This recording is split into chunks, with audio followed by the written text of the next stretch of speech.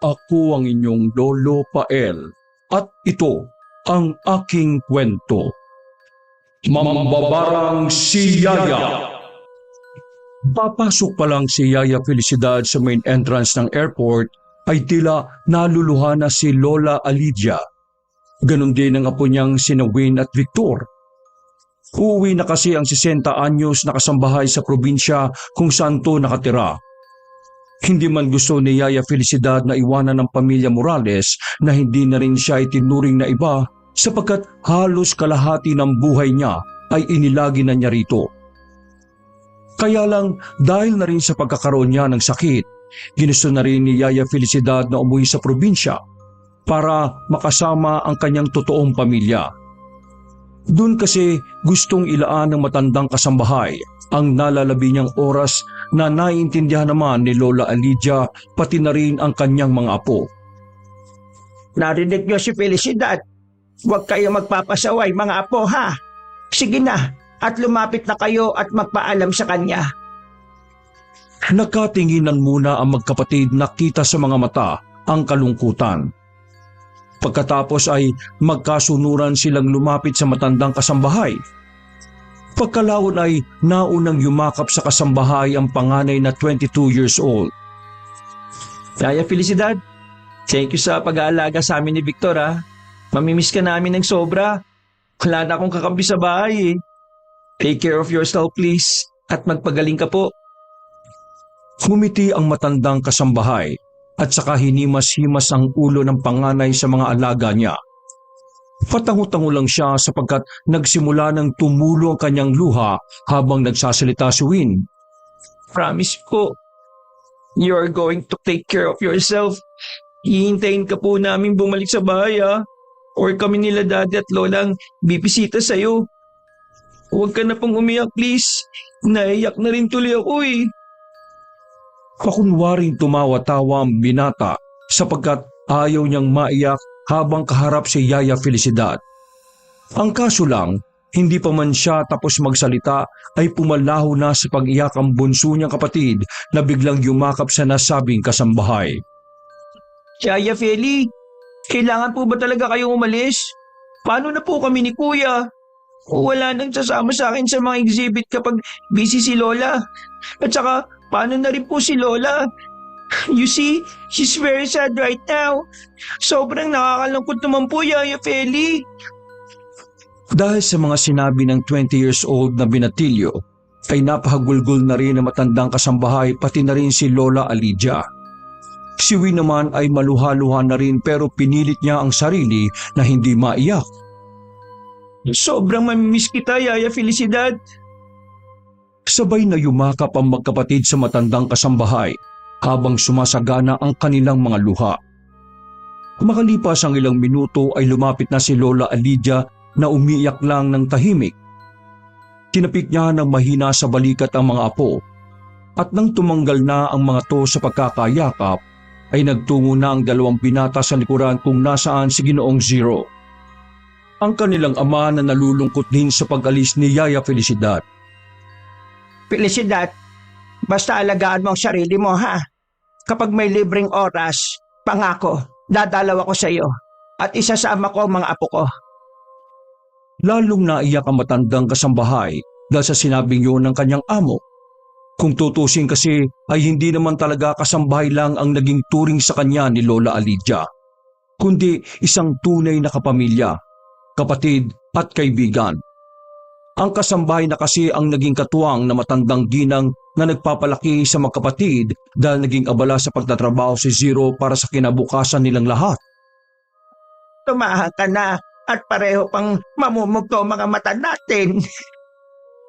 Matapos mangitian, ay muling nagyakap ang dalawa bilang pagpapaalam sa isa't isa. Pagkatapos noon ay naglakad na ang matandang ginang patras kasama ang kanyang mga apo. Kinuha naman ni Yaya Felicidad ang kanyang maleta at sa huling pagkakataon ay sinulyapan niya ang pamilya Morales at kumaway sa mga ito habang namumugto na ang mga mata dahil sa kakaiyak. Pagpasok niya sa entrance ay nanatili lang sina Lola Alidia, Ginoong Zero, Win at Victor hanggang sa mawala na siya sa paningin ng mga ito. Makalipas ang ilang minutong kalungkutan, dahil sa pag-alis ng dati nilang kasambahay ay nagtungo na rin ng mag-anak sa parking para makauwi na rin. Hindi makalimutan ng pamilya Morales ang kabutihang loob ni Yaya Felicidad, lalo na sa pagturing nitong hindi iba sa dalawang magkapatid, ganun na rin sa buong pamilya. Sa tagal nilang nakasama ang nasabing kasambahay, kahit kailan ay wala silang naging problema rito dahil bukod sa masipag ay napakahalaga talaga nito. Kahit ang tungkulin lang talaga ni Yaya Felicidad ay asikasuhin ng dalawang batang lalaki, ay isinasama na rin nito ang pag-aaruga maging sa buong pamilya. Kaya nang nasa sasakyan na sila at palabas na ng parking area ay nilingon ng matandang babae ang kanyang mga apo. Nakaupo kasi siya sa tabi ng driver's seat. Okay lang ba kayo, boys? Yes po, La. But we have to move on. So sad po, Lola. How about you, Ma? Okay ka lang ba? Wala na yung bestie-bestie mo.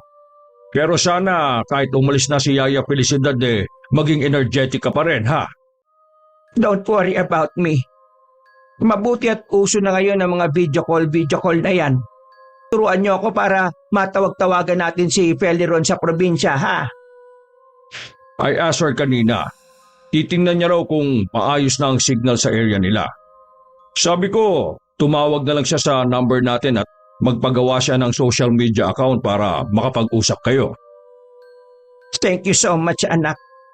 Kaya kayo mga apo, huwag na rin kayong malulungkot kapag nakontak na natin si Feli at natawagan, ha? Magseset ako ng date para makapasyal tayo sa kanila.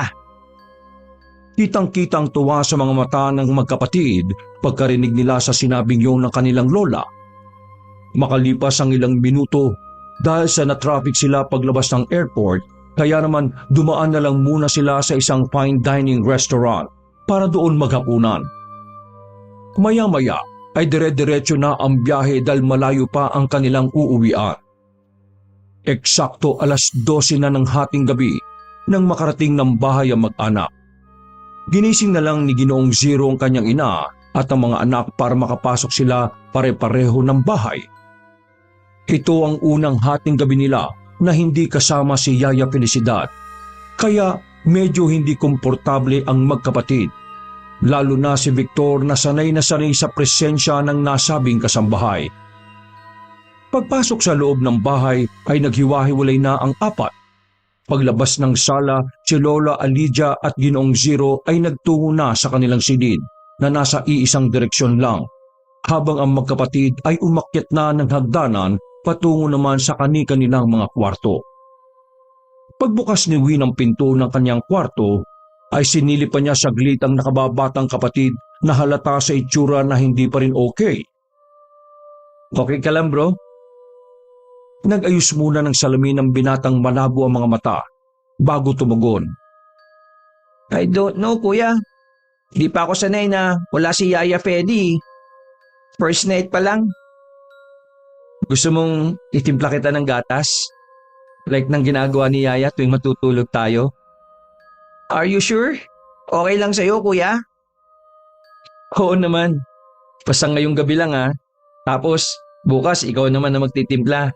Hanggang wala pang pumapalit kay Yaya Feli, ganun lagi ang sistema natin. Ano, deal? Okay, deal, quiz. Okay, wait for me then. Magpapalit lang ako ng damit tapos magtitimpla na ako ng gatas natin. Make sure na katulad yan ng kay Yaya Feli, ha? Umismid lang si Win saka siya nag-flex ng kanyang muscle sa nakababatang kapatid bago pumasok sa loob ng kwarto. Nagpalit siya ng sando at boxer short.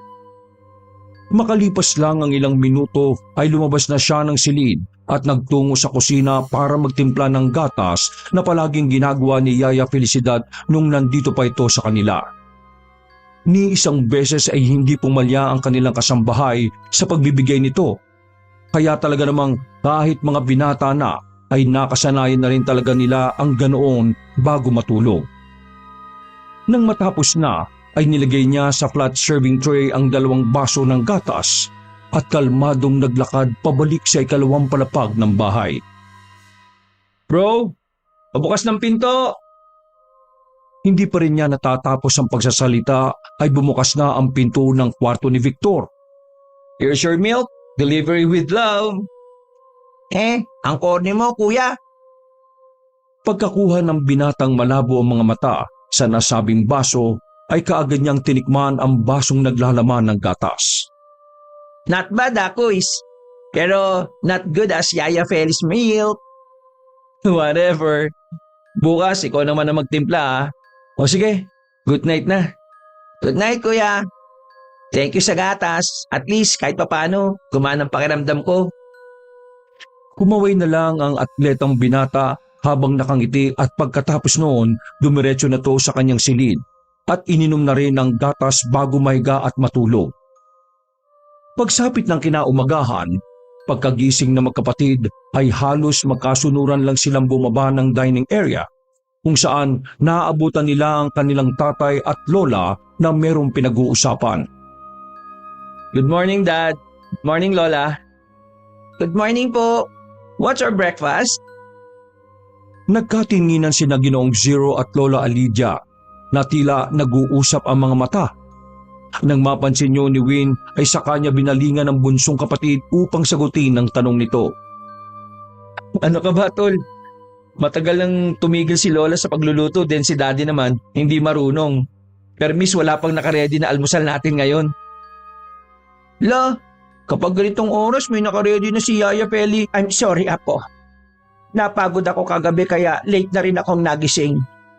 Plano ko naman talagang ipagluto kayo ngayon eh. Okay lang po, La. Oo nga po, La. Don't worry. Hindi na bali mga anak. Nag-order naman ako ng pagkain natin. Hintay-hintayin nyo na lang ng kaunti, ha? Nakangiting tumango ang dalawang magkapatid habang naghihintay sa kanilang almusal. Dahil sa pangyayaring yun ay natalakay na nga kagad nila ang pagkuha ng bagong kasambahay. Sa katunayan, bago pa umalis noon si Yaya Felicidad ay marami nang nirekomenda sa kanila ang isang ahensya upang maging bagong kasambahay. Ang kaso nga lang ay hindi rin naman gusto tumanggap ng pamilya Morales ng kasambahay na hindi nila kilala ng gusto. Uso na rin kasi ngayon ang mga manloloko kahit na dumaan sa proseso ng isang ahensya. Kinagabihan nga, nang nasa hapunan na sila, ay muling binuksan ni Lola Alidia ang usapan patungkol sa pag-hire nila ng bagong kasambahay. Kailangan na kailangan din talaga nila upang masanay sa pag-o-order ng pagkain sa fast food. Ma, mga anak, kung ayaw nyo na kumuha tayo sa agency, may nire-rekomenda ang kasamahan ko sa company. Isa sa mga malapit na kamag-anak ng kasambahay niya ang nangangailangan ngayon ng trabaho. Kilala mo naman ba? Yung inire-rekomenda sa akin, siyempre ma, hindi ko kilala. Pero yung kasambahay ng kasamahan ko sa company na si Chris, nakilala ko na rin dahil madalas nga kami nagkakaroon ng meeting sa bahay ni Chris. Mabait naman si Aling Magda kaya sa palagay ko mabait din tong ire-rekomenda niya. What do you think, ma? Abay, huwag akong tanungin mo, kundi ang mga anak mo. Dahil sila naman ang mas madalas makakasama ng kasambahay. Lalo na ngayong bakasyon. Ako magpo-focus sa garments dahil marami rin kaming hinahabol. Paglingo ni Ginoong Zero sa mga anak, ay kaagad tumango si Win habang ang bunso ay napaisip pa pero sa huli ay napapayag din naman ito. Are you sure na mga anak? Kasi after nitong pag-uusap natin, tatawagan ko na kaagad si Chris para masabihan ang magiging bago nating kasambahay. No problem, Dad. Sa akin di naman po, Dad. Okay lang po. Kaagad ngang kinuha ni Ginoong Zero ang kanyang cellphone nang sumang-ayon ang buo niyang pamilya. Pagkatapos ng usapang yon ay nagpatuloy na nga sila sa pagkain ng hapunan hanggang sa sila ay tuluyang mabusog. Mabilis na sumapit ang oras. Nasa kanya-kanya ng silid ang magkapatid. Napaisip na lang si Win patungkol sa magiging bago nilang kasambahay. At habang lumalalim ang kanilang pag-iisip, ay biglang kumatok si Victor sa nakasarang pintuan. Bukas yan. Pagbukas ng pinto ay tumambad sa kanyang paningin ang bunsong kapatid. Tangan ang gatas na nakalagay sa flat serving tray. Uy, eto na ang gatas mo oh. Uy, salamat bro. Pagkatapos nilang sabay na inumin ng gatas ay saka nagsalita si Victor habang inaayos ang salamin. Makakasundo kaya natin yung bagong kasambahay? Well, let's see. Namimiss ko na si Yaya Feli. Ako rin naman eh. Pero wala tayong magagawa. Kailangan niya umuwi dahil may pamilya rin naman siyang katulad natin. O sige na, lumabas ka na dahil matutulog na talaga ako. Ilak mo ang pinto at huwag mong masyadong pakaisipin yon. Kapag okay na yun si Yaya Feli, kukontak yun sa atin. Okay, good night kuya. Good night rin bro. Paglabas ni Victor ng silid ay isinilampak kaagad ni Win ang sarili niya sa kama. Habang hinihintay niya ang antok na dumaloy sa kanyang katauhan ay pansamantala siyang nag-scroll sa social media niya sa cellphone. Eksakto naman na meron siyang napanood doon na isang clip na may kinalaman sa iba't bang uri ng kasambahay. Kasama sa napanood niya ang nambubugbog na mga bata at nagnanakaw na siyang dahilan kung bakit nasisira ang pangalan at marangal na trabaho ng pagiging isang kasambahay. Grabe naman, buti na lang si Yaya Feli, hindi ganyan. We're so lucky talaga having her. Nagpatuloy siya sa panonood ng clip hanggang sa makakita siya ng mga kasambahay na minamaltrato naman ng mga amo. Nakaramdam siya ng habag para sa mga ito. Naku, buti na lang din, hindi ganyan ang pamilya ko. Sa pinakadulo ng clip ay nangilabot naman siya sa nakita. Kakaibang kasambahay naman kasi ang napanood niya. Mga weirdo at misteryoso kung umasta hanggang sa pinatay ang mga amo. Dahil sa pagkabigla ay nahagis niya ang cellphone na kamuntika ng mahulog sa kama. What the? Napa-sign of the cross na lang siya nang wala sa oras. Di naman siguro yun yung magiging yaya namin. Ay nako, makatulog na nga lang. Pagkasabing yon ay tumihaya na at pumikit ang binata hanggang sa bigla na lang muling sumagi sa kanyang isipan ang mukha ni Yaya Feli. Nakakamiss din talaga si Yaya Feli. 2 days pa lang siyang wala rito sa bahay. Ay nako. Napabuntong hininga na lang siya habang nakapikit hanggang sa nagtuloy-tuloy na nga ang kanyang panaginip. At dahil sa kasabihang kadalasang nadadala natin sa panaginip ang mga bagay-bagay na ginagawa, napapanood natin o kung ano-ano pang nangyari sa maghapon, ganun nga ang nangyari sa binatang atleta. Sa isipan niya ay tila masaya siyang nakatingin kay Yaya Feli habang nagtitimpla to ng kanilang gatas, subalit sa isang iglap ay bigla na lang nagbago ang senaryo ng buong kapaligiran. Biglang nagdilim ang paligid, kasunod noon ay nawala na lang na parang bula ang imahe ng dati nilang kasambahay. Napalitan to ng mga imaheng napanood niya kanina bago matulog. Paglingon niya sa kaliwang bahagi ay nakita niya ang isang kasambahay na binubugbog ng alaga nitong bata na walang humpay sa pag-iyak. Nang lalapitan niya ito para pigilan ay biglang naglaho sa usok ang dalawa. Napabaling kagad siya sa kanang bahagi sapagkat nakarinig siya ng mga kalansing. Doon nga ay namataan niya ang isang babae na nagnanakaw ng mga pera at alahas at tumatakbo ang mga to habang nakangiti. Wag! Huwag kayo magnakaw, huy! Katulad ng nauna, bago pa niya malapitan ng mga to, ay naglaho na lang na parang usok. Sinundan naman yun ng sigawan mula sa kanyang likuran at paglingon doon ay tumambad sa kanyang paningin ang dugoang kasambahay na minamaltrato ng amo nito. Tama na po yan! Huwag kayo mambubugbog na kasambahay dahil tao din sila! Hindi sila alil... Ha? Natigilan na siya sa pagsasalita sapagkat lumingon sa kanya ang amo ng kasambahay na minamaltrato. Nanlisik ang mga mata nito na parang isang mabanghis na hayop. Napatras siya sa takot dahil tumakbo papalapit sa kanya ang Ginoo hawak ang pamalo. Pero bago pa tutuluyang makalapit sa kanya, ay naglaho na rin sa usok. Nang ma-realize ni Win ang mga yon, ay doon siya biglang napaisip. Nananaginip ba ako? Eksaktong pagkasabi niya noon, ay bigla na lang may senaryong sumulpot na naman sa kanyang harapan. Maliit na babae na nasa 4 feet lang ang taas, pero maganda at sexy to. Maiksi ang kulot na buhok, matalim kung makatingin at misteryosa ang datingan. Sino ka naman? Ngumiti sa kanya ang misteryosang babae bago to nagsalita. Sa wakas, nakita rin tayo. Pagkatapos ng mga katagang yon, ay unti-unting nagbago ang anyo nito. Mula sa pagiging magandang babae ay bigla tong nalosyang. Namuti ang buhok. Kumulubot ang mga balat at lumaylay dahil sa katandaan. Matapos masaksihan niyo ni Win, ay sumilay ang kaba sa kanyang dibdib. Ang kilabot ay unti-unting gumapang sa buo niyang pagkatao hanggang sa tila kumuta na siya na matinding takot. Namanhid ang buo niyang katawan, kaya mas lalo siyang nagpanik. Sapagkat nagsimulang maglakad ang matandang babae palapit sa kanya. Huwag kang lalapit! Hindi siya pinakinggan ng matandang babae. Ngumiti lang to habang iika-ikang naglakad papalapit sa kanya.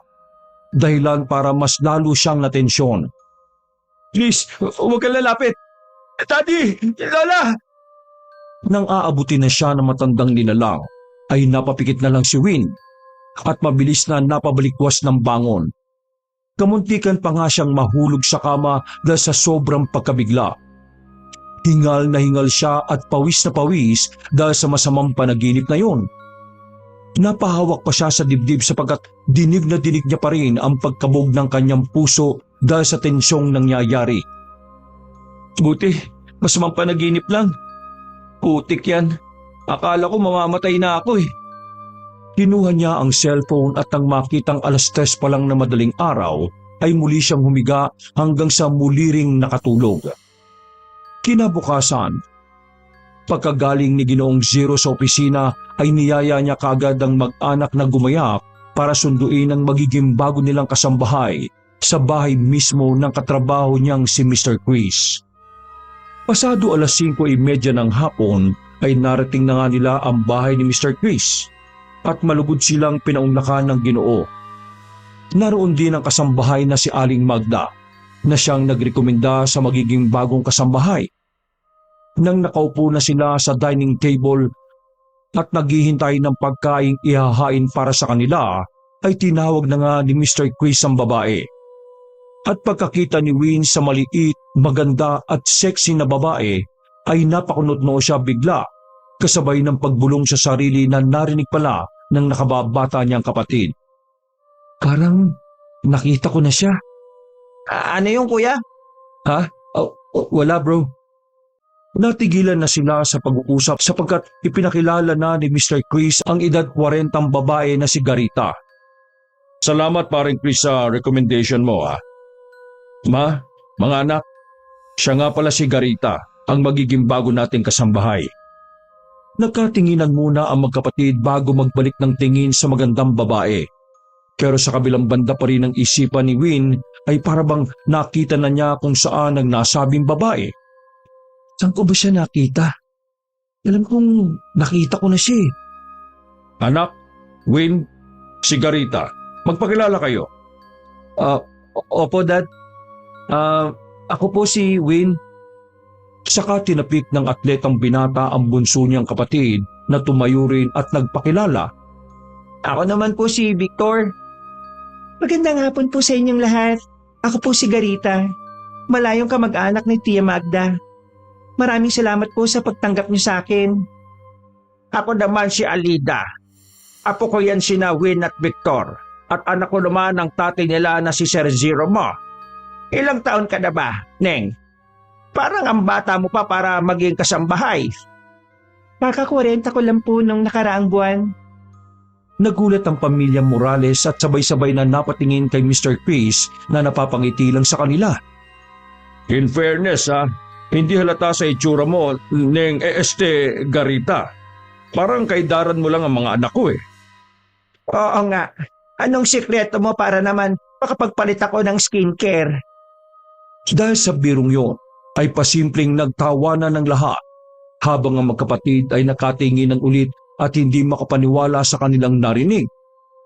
So ano, mga anak, okay ba sa inyo si Garita? Napatango-tango na lang ang dalawang binata habang titig na titig pa rin sa bago nilang kasambahay, sapagkat hindi sila makapaniwala na 40 years old na ito. Makalipas ang ilang minuto, habang kumakain ay hindi talaga maiwasan ni Win na mapasulyap kay Yaya Garita na kinakausap naman ni Aling Magda hindi kalayuan sa dining area. Pinipilit kasing alalahanin ng binata kung saan niya nakita ang babae. Gangya naman, oh. Feeling ko talaga nakita na kami sa kung saan eh. Nang mapansin naman siya ng bunsong kapatid, ay napangiti at pasimpleng tinapik ang kuya niya sa binti na naggulat ng bahagya. Nababasa ko ang iniisip mo. Kuya, ikaw ah. Loko-loko ka, hindi yun ang iniisip ko. Natutok na ni Win ang sariling bibig sapagkat napalakas pala ang kanyang boses habang si Victor naman ay ngingisi-ngisi lang habang nagpapatuloy sa pagkain. Lagot ka sa akin mamaya pag uwi natin. Pasimpleng dumila ang binatang nakasalamin na halatang nangaasar, kaya mas lalong nainis si Win. Maya-maya pa, matapos nilang makapaghapunan at makapagkwentuhan ng ilang saglit ni Ginoong Zero kay Mr. Chris, ay nagpaalam na rin kaagad sila. Pero bago umuwi ng bahay, ay nagtungo muna sila sa mall para ipamili ng mga pangangailangan si Yaya Garita. Pagkatapos noon ay nagbiyahe na sila pabalik sa subdivision at eksakto 9:30 na ng gabi bago sila tuluyang makauwi. Garita, ito ang kwarto ng dati naming kasambahay. Pasensya na at hindi pa namin naaayos Pero malinis naman ang mga punda at kumot niyan. Ikaw na lang ang bahalang mag-ayos kung anong gusto mong ayos ng kwarto dahil sa'yo naman na yan. Sige po, salamat Madam Alida. Ako na pong bahala mag-ayos nitong kwarto. Salamat din po Sir Zero, Sir Win, at Sir Victor. Ay nako, hindi uso ang Madam at Sir sa bahay namin. Tawagin mo na lang akong Lola Ali. Ako kahit kuya. Tapos itong dalawang pasaway na to ng mga anak ko tawagin mo na lang sila sa pangalan nila Garita. Sige po, naunawaan ko po. Rita na lang din po ang itawag niyo sa akin. Yun po kasi ang palayo ko sa amin Napatango na lang ang pamilya Morales at nang masigurong panatag na si Yaya ay lumabas na sila ng kwarto. Pero inexplain muna ni Lola Alida ang gagawin ng bagong kasambahay para bukas. At pagkatapos noon ay nagkanya-kanya ng alisa ng lahat papunta sa kani-kanilang silid. Nang nasa kwarto na si Win at nagpapalit na ng damit ay kumatok ang nakababata niyang kapatid. Bago buksan ang pinto dahil hindi naman nakalak. Kuya, ikaw di ba yung magtitimpla ng gatas ngayon? Ay, Oo nga no. Pero may kasambay naman na tayo di ba? Si Yaya Garita. Siya na lang ang pagtimplahin natin. Baka nagpapahinga na yun eh. Ay, oo nga no. Nakalimutan kasi natin na ipaalala. Ay. Sige. Ako na. Bukas ko na lang ipapaalala sa kanya. Turuan ko na rin siya magtimpla. Pagbibis lang ako saglit. Hintay mo na lang sa kwarto mo yung gatas Sige kuya. Thanks. Nang makapagbihis na ng sando at boxer short ng binatang atleta, ay dali-dali itong lumabas ng kanyang kwarto at bumaba papunta sa kusina. Nakapatay na ang mga ilaw sa sala pagtingin niya, kaya napatingin siya sa malaking orasan nila na nasa itaas naman ng malaking wall-mounted TV. 10:30 na pala ng gabi. Ang aga yata matulog ni Daddy. Pagod siguro. Nasabi niya yon sapagkat kapag ganong oras talaga ay madalas pang nanonood ang kanyang tatay kapag nandun ito sa kanilang bahay. Mahilig kasi siya sa mga dokumentaryo at balita ang Ginoo na ganong oras lang napapanood. Nagtuloy-tuloy na siya hanggang sa makarating ng kusina, kung saan malapit lang ang silid ni Yaya Garita. Pagtapak pa lang ng paa niya, bago buksan ng switch, ay nakarinig na siya ng may hinang bulungan mula sa kung saan. Hindi niya yun masyadong pinagtuunan ng pansin, pero pagbukas niya ng ilaw ay nawala ang nasabing mga bulungan, kaya napakunot noo siya habang iginagala ang tingin sa buong kusina. napaismid na lang ang binata bago nagpatuloy sa kanyang gagawin sa pagtitimpla ng gatas nilang magkapatid. Nang matapos na ay kaagad niyang nilagay ang 2 mahahabang basong may lamang gatas sa flat serving tray at pansamantalang nilapag ito sa kitchen center table saka pinatay ulit ang ilaw. Pagbalik niya para kunin ang nasabing tray ay narinig na naman niya ang bulungan kaya wala sa sarili niyang inilibot ang tingin sa buong kusina. Hanggang madako ang paningin niya sa maliit na daanan papunta sa silid ni Yaya Garita. Dala ng curiosity ay muli niyang inilapag ang serving tray sa center table at marahang nagtungo sa silid ng kasambahay.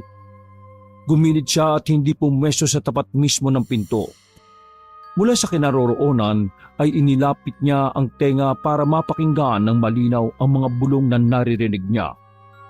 Nakumpirma nga ni Win ang bulong ay nanggagaling sa silid ni Yaya Garita, pero hindi naman niya madinig ng malinaw kung anong sinasabi nito. Anong pinagsasabi ni Yaya Garita? Mas inilapit niya pa ang tenga para malinaw na marinig ang boses. Kaya lang ay nagulat naman siya nang merong kumalabit mula sa likuran. Ay anak nang! Natutup niya rin kagad ang boses at nang makita si Victor ay kagad niya itong hinatak pati na ang serving tray at dali-daling umalis sa kusina. Nang nasa hagdan na ang magkapatid, ay narinig pa nila ang mahinang pagbukas ng pinto galing sa kwarto ng kasambahay. Kaya nagtuloy-tuloy na ang dalawa. Tumigil na lang sila nang nasa tapat na mismo ng silid ni Victor. Kuya, ni-stock mo kaagad si Yaya Rita. Hanip ka rin ah. Baliw, kunin mo na nga tong gatas mo. Nakangising kinuha nga ng binatang nakasalamin ang basong may lamang gatas. Kaya lalong nairita ang kanyang kuya dahil sa makahulugan niyang tingin. Hindi ko ini-stock. Huwag kang imbento dyan oh. Kanina ka pa kina Uncle Chris ha. Hindi na ako natutuwa. Defensive ka agad siya oh. Eh bakit nandun ka sa tapat ng kwarto niya? Eh bakit ka ba kasi bumaba? Sabi ko hintayin mo ako eh. Yan tagal mo kasi. Kanina pa ako nakatambay sa kwarto mo.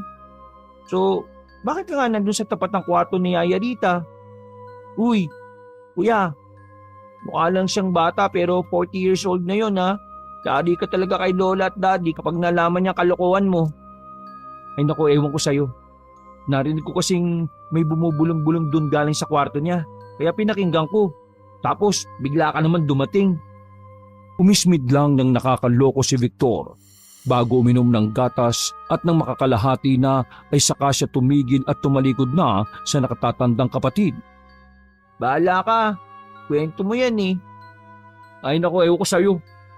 Naunang pumasok si Win at pakalabog na isinara ang pinto ng kanyang kwarto.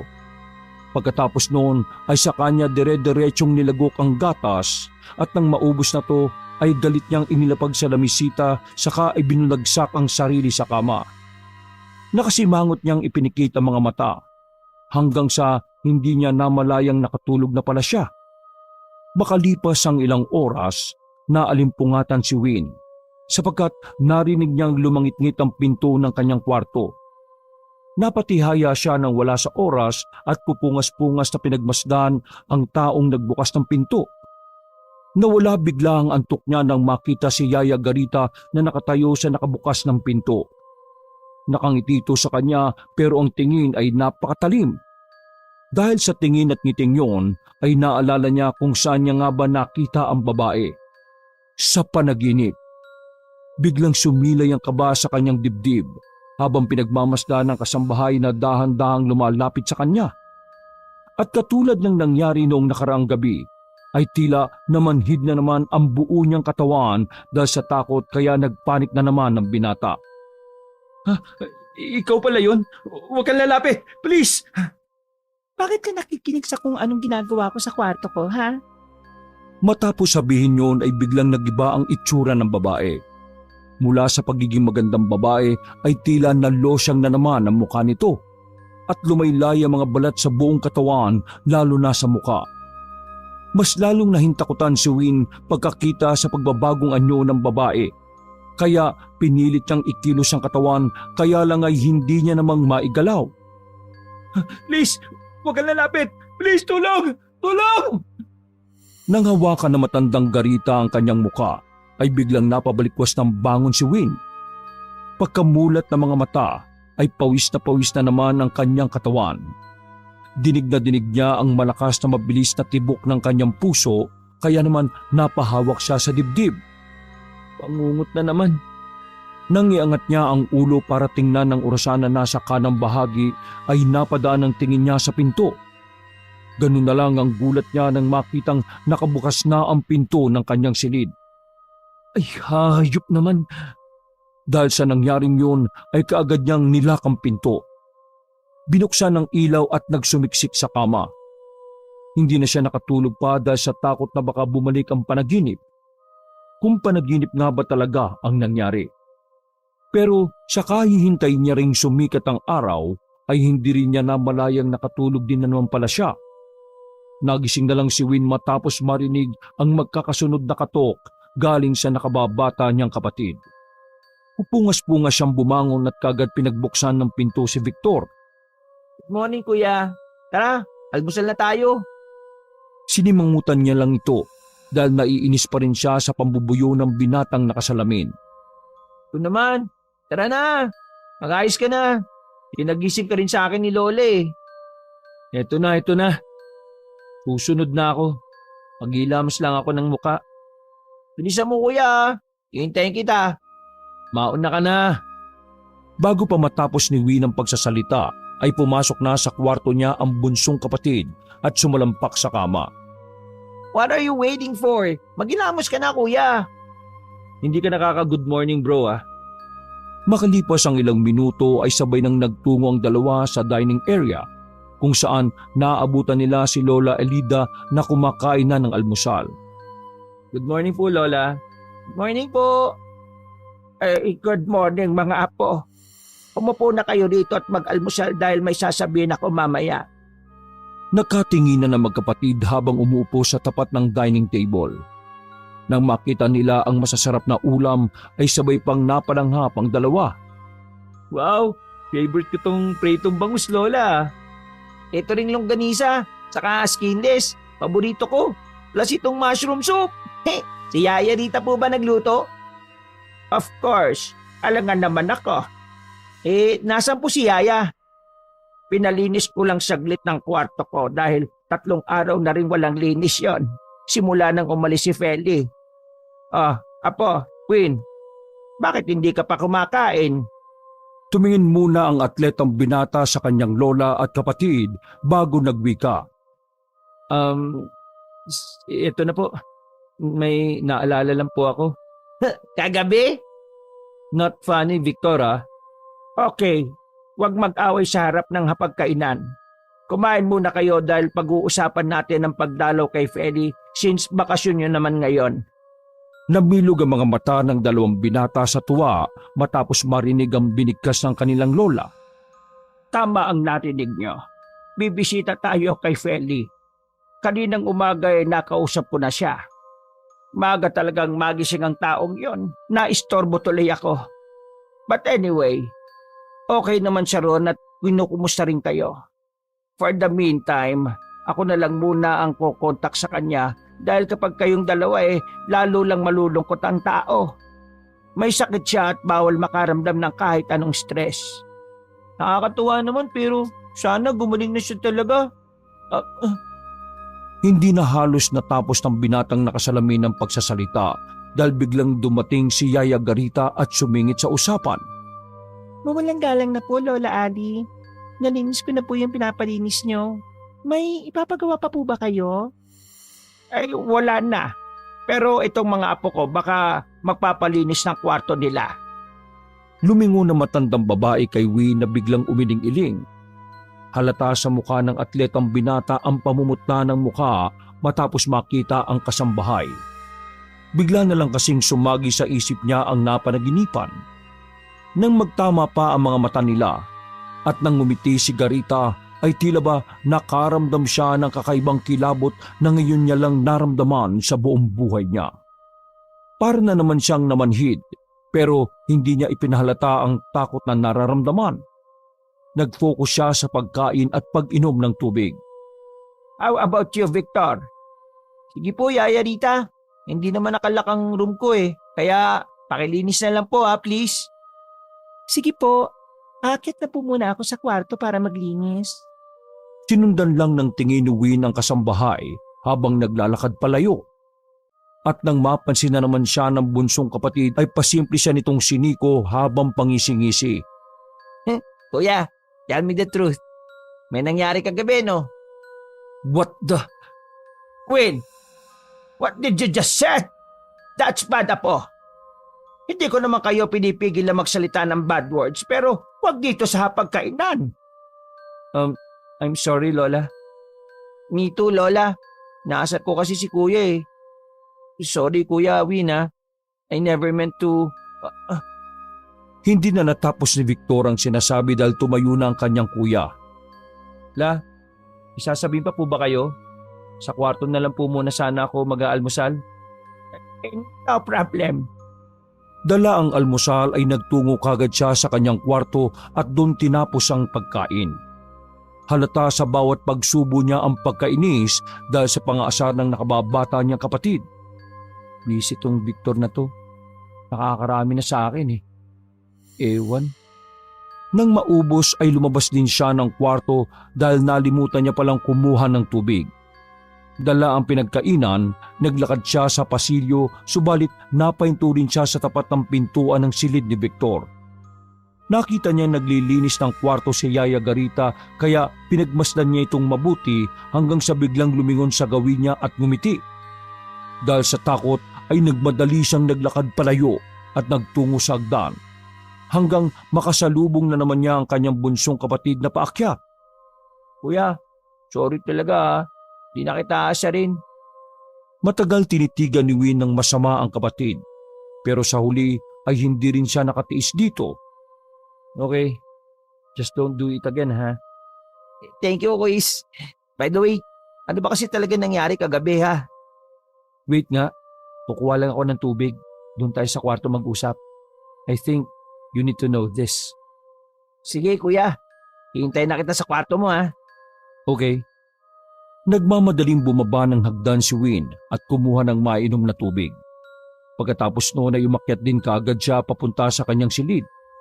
Pero natigilan na naman ang binatang atleta pagkakita kay Yaya Garita na kausap na si Victor. Thank you pala sa paglilinis, Ate Rita Walang anuman. Sir, Victor pala. Pasensya na dahil nasanay lang ako na ma'am at sir ang tawag Ay, no problem. Sasanay ka rin po rito sa amin. Sige po, o pwede ka nang lumabas kung tapos ka na. Pupunta pa kasi ako sa kwarto ni Kuya Ay, bago ko nga pala makalimutan.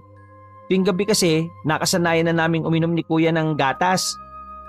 Gayon kasi yung ginagawa ni Yaya Feli. Kung okay lang, mamaya or every night, bago kami matulog, pwede bang ipagtimpla mo rin kami ng gatas? Walang problema. Salamat at pinaalala mo. Ay, sige po, Yaya Rita. Yun lang naman po. Matanong ko lang sana, Victor. Narinig ko kasi hindi ko sinasadyang marinig na may pinag-uusapan kayong taong may sakit. Yun yung pinalitan mo. Yung tinutukoy ko kanina, si Yaya Feli. Umuwi kasi yun sa probinsya dahil nagpapagaling lang Pero ang promise niya, kapag gumaling siya, babalik din siya rito. Kitang-kita ni Win ang pasimpleng pagsimangot ng kasambahay matapos siyang marinig. Dahil doon ay kinutubahan na kaagad siya ng hindi maganda. Simula pa naman kasi talaga nang makita niya si Yaya Garita ay hindi na maganda ang vibes niya sa taong ito. Nagpatuloy siya sa pakikinig sa usapan habang nakatayo lang sa gilid. Ganun ba? Ibig sabihin kapag bumalik siya dito, mapapalis na ulit ako? The truth is, hindi ko rin talaga alam Pero palagay ko naman, hindi gagawin yun nila Lola at Daddy. Lalo na kung pinag-uusayan mo yung pagtatrabaho. Napalingon si Victor at Yaya Garita sa atletang binata nang biglang sumulpot sa pintuan dahil hindi na to nakatiis pa. Oh, kuya. May pag-uusapan tayo sa kwarto ko, di ba, Victor? Let's go. Pagkasabi niyang yun, ay nagdire-diretso na siya ng lakad papunta sa kwarto niya na hindi man lang din nililingon ang kasambahay. Narinig pa ni Win na nagpapaliwanag ang bunso niyang kapatid pero hindi na niya to pinagtuunan pa ng pansin. Pagkapasok niya ng kwarto ay ininom niya kagad ang tubig at inilapag to sa lamisita. Siya naman pagpasok ni Victor kaya napalingon siya rito. Ilak mo bro, yung pinto. Ano bang ikukwento mo kuya? Lumapit ka muna. Dito tayo sa kama mag-usap bro. Nang mailak na ng binatang nakasalamin ng pinto, ay kaagad siyang lumapit sa kanyang kuya na tila excited sa sasabihin nito. Ano na nga ba kasi yun, kuya? Paano ko ba ito sisimulan? Ano kasi, kagabi, di ba yung nakita mo ko sa tapat ng pinto ng bago nating yaya? Maniwala ka man sa akin o hindi, bago pa siya pumunta rito, nagkita na kami. Nagkita na kayo? What I mean is, paano ko ba ito i-explain? Napakamot-ulo ang binatang atleta na halata sa muka ang pagmamaktol. It sounds crazy kasi bro pero promise me, hindi ka tatawa kapag sinabi ko kung saan kami nagkita ha? Promise kuya, cross my heart, double-double. Mabubulag ako ng tuluyan kapag tumawa ako. Pero binabawi ko na yung uli kong sinabi but I will try. No, not try, but I will do my best na hindi tumawa. Okay. Ano kasi, nakita ko na talaga siya sa panaginip ko. Dinalaw niya ako the day after natin siyang sunduin kina Uncle Chris. Are you fucking kidding me? Are you kidding me right now, kuya? I swear to God, bro. Siya talaga yung dumalo sa panaginip ko. Pero may iba pa siyang katauhan. Yung nakikita nating mukha niya ngayon, hindi yan yun. Matanda na talaga siya. Older than Lola Alidia. And it's really freaking scary. Promise! Hindi umimik si Victor. Nag-ayos lang to ng salamin at pinagmastang mabuti ang reaksyon ng mukha ni Win na seryosong-seryoso sa mga sinasabi nito. Ang sabi niya pa nga sa akin nakita rin kami. Sinabi niya yon na parang intentional. Something like that. Tapos, hindi lang yun bro. Kagabi, habang nagtitimpla ako ng gatas natin, I heard voices in her room. Hindi lang parang basta bumubulong Parang nagchat-chat ng kung anong some kind of witchcraft. And last night, dinalaw naman niya ako sa kwarto. I'm not sure kung panaginip ba yun o totoo. Pero ang sabi niya, bakit daw ako nakikinig sa kwarto niya? That bitch is a witch. Bro, kaya mag-ingat ka. O tayo. O kahit sina Lola at Daddy. Pagkatapos siyang magsalita ay matagal siyang napatingin sa bunsong kapatid sapagkat nanahimik lang ito na parang gulat na gulat sa mga sinabi. Hanggang sa mapakunot na lang siya ng noo dahil biglang bumulwak ang paghalakhak ni Victor na kanina pa pala pinipigilan. Napabuntong hininga na lang si Win sa inis na tila gusto nang sipain palabas ng kwarto ang mapang-asar niyang kapatid. Nagsayang lang talaga ako ng laway. Putya. Lumabas ka na nga. Sorry kuys. I just can't help myself. You sounds like, ano bang nangyayari sa'yo this past few, Ano ba? Get out of my room! Now! Dahil doon ay tumigil na sa pagtawa si Victor at nagtanggal ng salamin para punasan ng kanyang damit. Pagkasuot ay saka siya ulit nagsalita. I never meant to offend you. Chill naman, kuya.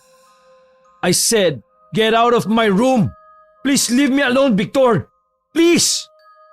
Napabuntong hininga na lang ang binatang nakasalamin bago umalis ng kama at marahang naglakad palabas ng kanyang silid. Pagkasarado ng pintuan ay nagtantrum na lang si Win sa kanyang kama hanggang sa makatulog siya. Pagsapit ng tanghalian, tahimik lang ang magkapatid at walang nakikibuan sa kanila. Umabot yun ng maghapon na hindi pinapansin ni Win ng kapatid na si Victor dahil masama talaga ang loob niya rito. Halos umabot din ng 3 araw silang walang kibuan at sa 4 araw ay walang nakalata sa kanilang tampuhan. Bukod sa away magkapatid na yon, ay palagi ring inoobserbahan ni Win ang kanyang kasambahay sapagkat nag-iingat siya rito. Meron din kasi siyang gustong patunayan para tuluyang maniwala sa kanya si Victor na merong kakaiba kay Yaya Garita. At hindi nga siya nagkamali. Dahil sa isang linggo niyang pag-oobserba sa nasabing kasambahay, ay palagi niyang naririnig na meron tong ginagawang kababalaghan sa kanyang kwarto tuwing hating gabi. Madalas niya pang naririnig na binibigas nito ang pangalan ni Yaya Felicidad. Pero hindi nga lang din siya sure kung yun nga o kapareho lang ng pagkakadinig niya. Bukod sa mga misteryong yon, ay nagpatuloy din ang pagdalaw-dalaw ni Yaya Garita sa kanyang panaginip. At upang maiwasan yon, ay sumanggunin na siya ng pasikreto sa isang albularyo na nagpakilalang si Kausme. Nakaagad namang nagbigay sa kanya ng pangontra. Isa itong uri ng dreamcatcher chain kung saan pinipigilan ang masasamang elemento na pumasok sa panaginip ng isang tao. Meron tong orasyon ni Kausme, kaya talagang masasabi niyang epektibo. Simula kasi na maglagay na siya sa loob ng kanyang kwarto ay hindi na nakakadalo sa panaginip niya si Yaya Garita. Isang araw, kababangon niya lang sa kama at maganda ang pakiramdam at gising niya dahil hindi na siya balisa sa pagtulog na makarinig siya ng katok sa pinto ng kanyang silid.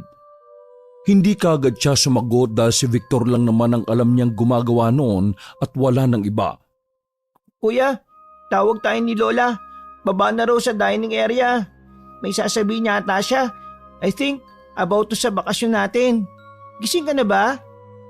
Nag-ingay lang si Win at hindi na sumagot para malaman ng bunso niyang kapatid na gising na siya.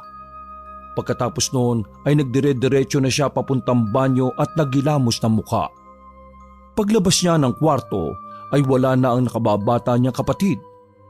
Habang naglalakad sa pasilyo ay nahapyawan ng paningin niya si Yaya Garita na nasa balkonahe at nagpapagpag ng mga unan sa sofa. Nang mapalingon ito sa kanya ay biglang ngumiti ang babae. Ngiting makahulugan, kaya naman nangilabot kaagad ang buo niyang katawan dahilan para magmadali siya sa pagbaba ng hagdan. Nang nasa dining area na, ay nakita niyang tila namumugto ang mga mata ni Lola Alida, kaya nagtaka siya at nag-alala para rito. Good morning, La. Umiiyak ka po ba? Bakit namumugto po ang mata niyo? Hindi umimik ang matandang babae. Humigop lang muna ito ng tsaa at nagbasa-basa ng hawak niyang fashion magazine. Dahil doon ay nakatunog kaagad ang magkapatid na merong problema.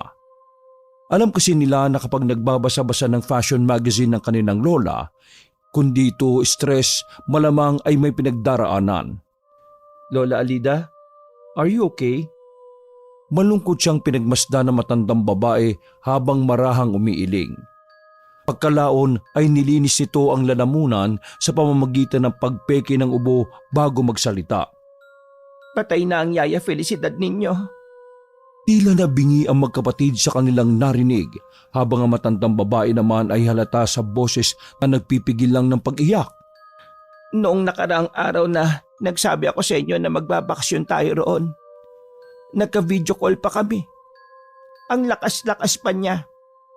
Pero ang sabi niya sa akin kanina ng anak niya sa tawag, hindi daw nila maintindihan ang nangyayari kay Felicidad. Sorry for the word dahil nasa hapagkainan tayo. Sumusuka raw na may halong insekto.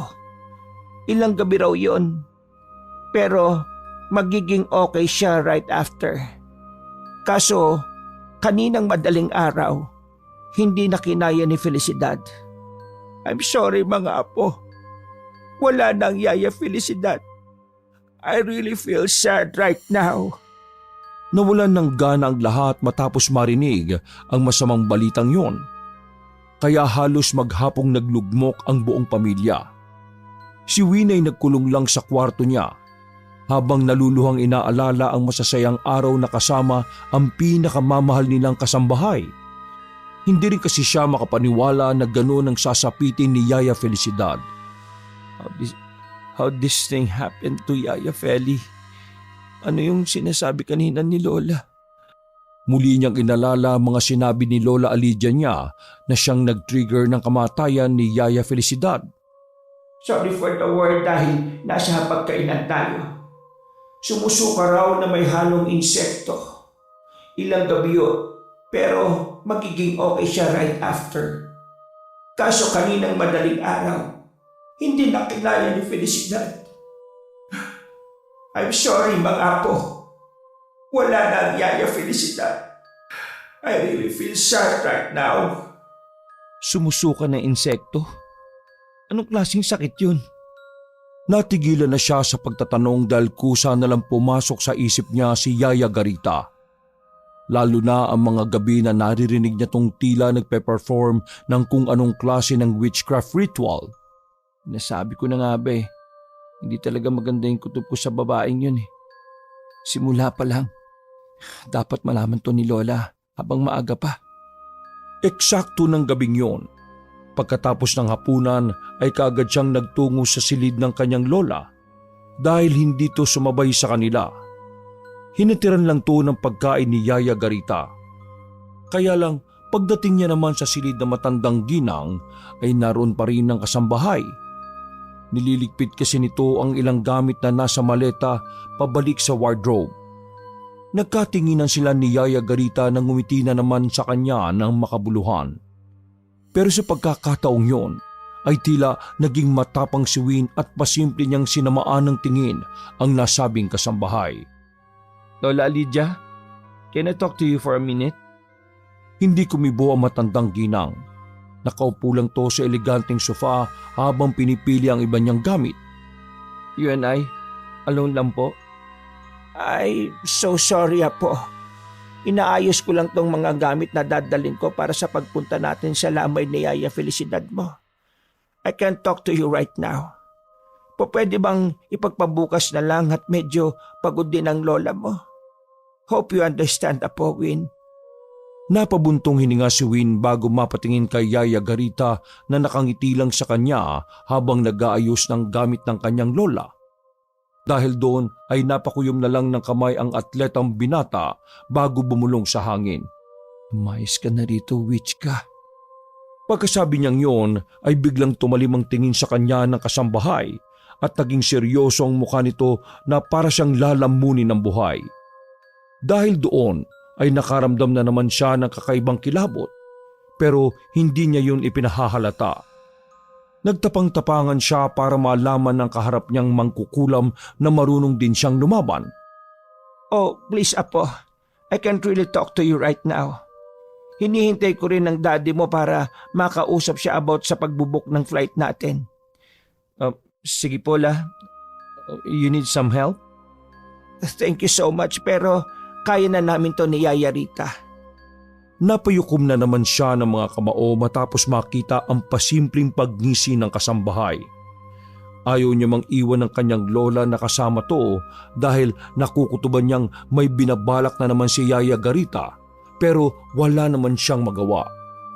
Pagbalik niya tuloy ng kwarto ay hindi na siya mapakalipa. Balisa siyang nagpapalakad-lakad hanggang sa hindi na niya namalayan ang pagtakbo ng oras. 10:30 na pala ng gabi. Nandiyan na siguro si Daddy. Nag-uusap na rin siguro sila ni Lola. Teka, magtitimpla na muna pala ako ng gatas. Nasabi niya yon sapagkat simula nang hindi na sila nagpapansinan ni Victor ay hindi na rin niya inaalaw si Garita na magtimpla ng gatas niya sa gabi. Pagbukas niya ng pinto ay tumambad sa kanyang paningin ang bunsong kapatid. Namumugto ang mga mata nito na biglang napayakap sa kanya ng mahigpit at pumalahaw ng pag-iyak. Kahit masama pa rin ang loob niya rito ay hindi niya pa rin natiis na aluin si Victor sapagkat alam niyang bukod kay Lola Lydia, ito ang mas pinakanalulungkot sa pagpanaw ni Yaya Felicidad. Kuya, iniwan na tayo ni Yaya Feli. Paano na tayo magbabakasyon yan, kuya? Ang sakit naman na nangyari na to. Nakakainis. Hindi nagsalita si Win. Inalo niya lang ang nakababatang kapatid hanggang sa tumahan na ito. Nang maramdaman niyang okay na si Victor, ay tumanggal siya sa pagkakayakap at pinagmasdan ang namumugto nitong mga mata. Pagkalaon ay saka niya tinanggal ang salamin nito. Magilamos ka muna rin sa CR. Walang angal na sumunod si Victor at makalipas ang ilang minuto ay bumalikto at umupo sa kama saka isinandal ang ulo sa pader. Ano, okay ka na ba? Medyo kuya. Sorry din pala ah. Siguro itong nangyari ay way na rin ni Yaya Feli para makapag-sorry ako sa iyo ng sincere. Di ba kasi ayaw nun na nag-aaway tayo? Maiiyak na naman sana si Victor pero mahina siyang sinapak ng kanyang kuya sa dibdib. Masama pa rin ang loob ko sa iyo, no? Kala mo ah, ginagamit mo pa si Yaya Feli ah. Sige ka, baka multuin ka nun. Mahina silang nagtawanan na pagkalaon ay bigla na lang nanahimik. Matagal silang tila nilamon ng katahimikan hanggang sa nagbukas na ng usapan si Win. Siguro, nakausap na ngayon ni Lola si Daddy para makapag-book ng flight natin papuntas ng probinsya ni Yaya Feli. Makakapagbakasyon pa rin tayo. Kaso, malungkot lang dahil sa burol na niya. Pero isipin na lang natin na tupad pa rin yung promise natin sa kanya. Hindi nga lang in a nice way. Hindi ko lang magits yung mga sinabi ni Lola na sumusuka si Yaya Feli na insekto. Is it possible ba? Biglang naalala ni Win ang tungkol sa bagay na yon, kaya bigla na lang sumeryoso ang kanyang pagmumukha na napansin ng nakababata niyang kapatid. Why? May nasabi na naman ba ako mali? Wala bro. But do you still remember yung mga naikwento ko sa iyo about kay Yaya Rita? Yes kuya. Bakit? Anong meron this time? Victor, paniwalaan mo ko hindi, pero totoo tong sinasabi ko. Sa isang linggong pamamalagi dito ng taong yon, inoobserbahan ko siya. And believe it or not, I've discovered something dark and evil in that witch. Witch? Oo bro, witch siya. I swear, naririnig ko siya gabi-gabi sa kwarto niya. Nagpe-perform siya ng kung ano-anong ritual. Maraming beses. Actually, almost every night kong naririnig yung pangalan ni Yaya Feli na sinasama niya sa pagbigkas. Kaya posibleng may kinalaman siya sa pagkamatay ni Yaya Feli. Tumigil siya saglit sa pagsasalita at lumingon sa kinalalagyan ng dream catcher na nasa pader, kung saan nakapwesto ang ulunan niya sa kama. You see that dream catcher? Binigay yan sa akin ni Ka Usme. Pangontra yan sa pagbisita ng mangkukulam na yon sa panaginip ko. Who's Ka Usme? Albularyo siya na hinihingan ko ng tulong para masave tong family natin against that evil witch na nagpapanggap na maid natin. Lumapit ka sa albularyo nang hindi alam ni Daddy at Lola. Hindi ba yun some kind of a witchcraft? Kuya, naguguluhan ako eh. Please bro, tulungan mo ako makumbinsi sila Daddy at Lola na mapalis ang babaeng yun dito sa bahay natin bago pa may mangyari masama sa ating Stop that nonsense, kuya! Tila natulala si Win matapos marinig ang sinabing yun ng bunso niyang kapatid. Pagtapos ay kinuha kagad nito ang eyeglasses at sinuot bago magsalita ulit. Hindi ko alam kung anong nangyayari sa iyo, kuya. But you're freaking me out. Mas nakakatakot ka pa kay Yaya dito eh. She's so nice. Ay nako, matutulog na nga ako. Salamat sa pag-comfort, kuya. Good night. Paglabas ng pinto ni Victor ay napapikit na lang si Win. Gusto niyang umiyak at sumigaw pero sinarili na lang niya ang bigat na nararamdaman matapos muling hindi paniwalaan ng nakababata niyang kapatid. Grabe, nabibrainwash na ng witch na yun pati ang kapatid ko. This is all her plan all along. Langyang yan no. Ano pang kailangan mo sa pamilya kung hayop ka?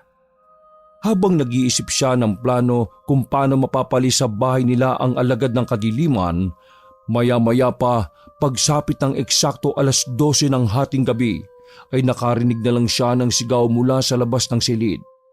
Boses yun ni Ginoong Zero na tinatawag ang pangalan nila ni Victor. Dahil doon ay dali-dali siyang lumabas ng kwarto at kinatok at tumakbo hanggang makita niya ang kanyang tatay na nakatayo sa pinakababa ng hagdan. Halata sa itsura ng Ginoo ang pagkabalisa. Anak, gisingin mo si Victor. Madali kayo. Dadali natin ang Lola Alidia niyo sa ospital. Po? Huwag ka lang tumayo dyan, anak. Bilisan mo nang kumilos. Mabuti na lang ay dumating na kaagad si Victor nang narinig din pala ang komosyon. Anong nangyayari, Dad? Kuya? Madali kayo, Victor. Gisingin mo si Garita. Ikaw, Win, i-ready mo ang van natin. Bilisan nyo ng kumilos mga anak. Mabilis na ngang kumilos sa magkapatid kahit na natataranta sila at hindi talaga alam kung ano ang tunay na nangyayari. Nang maihanda na ni Win ang van, ay bumaba kagad siya rito at naghintay sa kanyang dad na bitbitin na si Lola Alidia. Pagkakita niya sa matandang babae na walang malay habang isinasakay sa loob ng van, ay ganun na lang ang pagkagulat niya. Dad, anong nangyari kay Lola? Hindi ko alam, anak. Nag-uusap lang kami kanina tapos may nakita akong mga insekto sa ilalim ng paanan niya. Pagkatapos noon bumulagta na lang ang lola mo. Pagkarinig ng sinabing yon ng kanyang ama, ay si Yaya Rita na kagad ang unang pumasok sa isipan ni Win. Pero bago pa siya makapagsalita ulit, ay dumating na nga ang nasabing kasambahay kasama ni Victor. Pumwesto ang mga ito sa likuran ng sasakyan para akayin ng walang malay na matandang babae at kaagad na nagpaharurot sa pagmamaneho si Ginoong Zero hanggang sa makalipas ang ilang minuto ay nakarating sila sa pinakamalapit na ospital. Mahabang oras ang hinintay na mag-aama sa waiting area bago dumating ang doktor na nagsuri kay Lola Alidia. Nang tanungin ni Ginoong Zero ang lagay ng kanyang ina, ay sinabi ng doktor na patuloy pa rin niyang inaalam ang dahilan kung bakit na-comatose ngayon ang matandang babae. Sa pakikinig ni Win sa mga usapan, ay napapakuyom na lang siya ng kamao habang napapatingin ng masama kay Yaya Rita na tila nagpapanggap na inosente sa mga pangyayari. Mga anak, umuwi na muna kayo sa bahay. Kami na muna ni Garita ang bahala sa lola ninyo. Pero Dad, gusto ko rin bantayan si Lola. Ako rin po, Dad. Please, listen to me. Huwag na nating pagdiskusyonan to. Alam kong nag-aalala kayo sa lola ninyo. You can't afford to lose another loved one, like Yaya Feli. Kapag nakapagpahinga na kayo, bukas ng tanghali pwede kayong pumunta rito. Kayo naman ang magbabantay at ako ang magpapahinga pati na si Yaya Rita. Napabuntong hininga na lang sina Win at Victor. Sige na mga anak, mag-taxi na lang kayo pauwi. Yaya Rita, sumabay ka na sa mga bata sa paglabas. Pakibili muna ako ng kape, please. Yes po, sir. Sabay-sabay na naglakad sina Win, Victor at Yaya Garita palabas ng ospital. Pero saglit na nagpaiwan ng nakababatang binata dahil iihi lang ito. Nang dalawa na lang sila Win at Yaya Garita ay matapang na hinarap ng atletang binata ang babaeng mangkukulam. Ano bang kailangan mo sa pamilya ko, ha? Ano pag sinasabi mo, Win? Bakit parang nagagalit ka sa akin? Shut up, you witch! Huwag ka magpanggap na inosente. Dahil alam natin pareho na ikaw ang dahilan kung bakit namatay si Yaya Feli at nakomatose ang lola ko. Binibrainwash mo ang kapatid at tatay ko ngayon. Biglang umismid ang kasambahay at nagtaray ng tingin. Pagkatapos noon ay saka to humalakwip-kip. O di ba? Lumabas din ang tunay mong pagkatao. Kasi naman, may plano pa palang bumalik yung kasambahay na yon. Pag bumalik siya, edi maiitsapwera na ako ulit. Tapos itong lola mo pa. Napakabida-bida rin. Buti na lang sa akin niya sinabi na kapag dadalo kayo sa Burol maghahanap siya ng magaling na albularyo para malaman kung sinong nambarang kay Yaya Feli. Bago pa niya malaman na ako yon, inunahan ko na siya. Demonyo ka! May araw ka rin. Tanda mo to, kapag may nangyari masama sa lola ko at sa daddy ko, pati sa kapatid ko, sinusumpa ko nga habulin kita kahit saan ka pa magpunta. Taga-impyerno ako Paano ba yan? Susundan mo ako roon? Pagkatapos ko makuha kung ano ang buhay na meron kayo, saka lang ako titigil. Bago mo magawa yon, naibalik na kita sa impyerno.